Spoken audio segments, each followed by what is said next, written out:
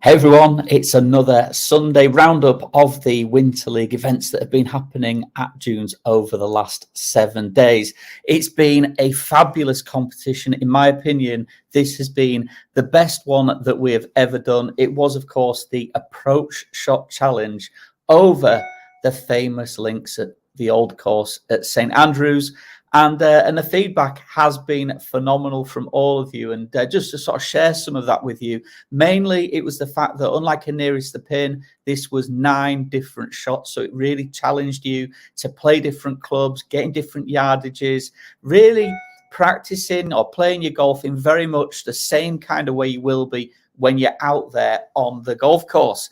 But before I go into the results of exactly who's got points, you can see scrolling across the bottom of the screen, I've put this up a little bit too soon, it is our winners from this week. So since I've mentioned that, let's just say, first of all, a huge congratulations to Stu White for the men, Dawn Cardno for the women, and Teddy Taylor for the juniors. We're going to delve into a little bit more about what scores they've done and some of the things that have happened this week on this short broadcast. I'm not going to keep you any more than 5 or 6 minutes altogether. But before I do the Winter League, some of you may or may not know, we also on a Sunday have this event running. This is called Super Sunday. It takes place every single Sunday, and it's basically a longest drive and closest to pin on the day. So there's no it's a fair playing field for everybody because the wind and the weather is going to be very similar throughout the day. But this bit that's on your screen now, this £310, that's the jackpot for the first person who gets a hole-in-one next Sunday. Okay, if no one does get a hole-in-one next Sunday, it goes up to £320 the week after. Now, the hole we're playing is at Torrey Pines. It's hole 3. It's just 104 yards long, so it's definitely makeable. I can assure you that. Also on here, we have our Hall of Fame. So this is since we started it in June. The winners of the closest to the pin down the left here. Lewis Syme was today's winner with 4'3". Lewis is actually our winningest person, if that's such a word, of the closest to pin. He's now won it, I think it's 6 times. 1, 2, 3, 4, 5, yes, 6 times. And today's long drive was Derek Bond with 314 yards, which, let me tell you, is some shot into that win today. We know what Derek's capabilities are because you can see there on the 16th of October, he actually got it to 371 yards. A reminder that with all these events on the Toptracer, there's no fee to pay to enter them. All you're doing is buying your balls to take part. So let's get on to the new format before we do the in more depth look at who has won the points this last week. So just now I'm going to bring up a video on the screen, which is how to play week 4, which starts tomorrow and runs every day until this time next Sunday, when I'll do another roundup of who's won what. So this is a little bit different this time. Watch this video carefully and I'll endeavor to answer any questions if there are any at the end of it. So here we go.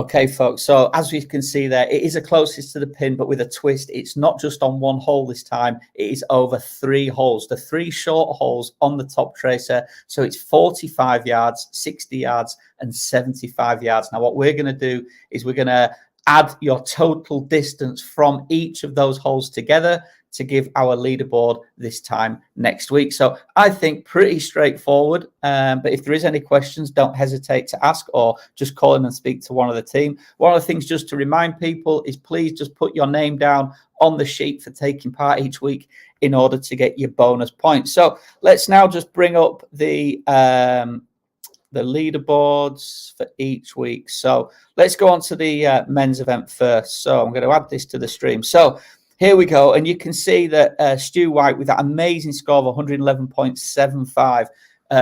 I tried my best to get there. Stu did earlier on in the week shoot 130 something, and I managed to pip him, but he was straight down. And I know he was really pleased, and that is a phenomenal score. More to the point for me personally was today I went to June's to desperately try to beat Sam. Just a reminder, the pro staff at June's cannot take part in any of the points. So when you see Sam, me, and Chris, just you can look at where you are against us, but we don't get any of the points. So it goes further down. So effectively in this one today, it was the top 13 that actually scored points, which you can see there going right down to beyond Ryan here, our PM Donald.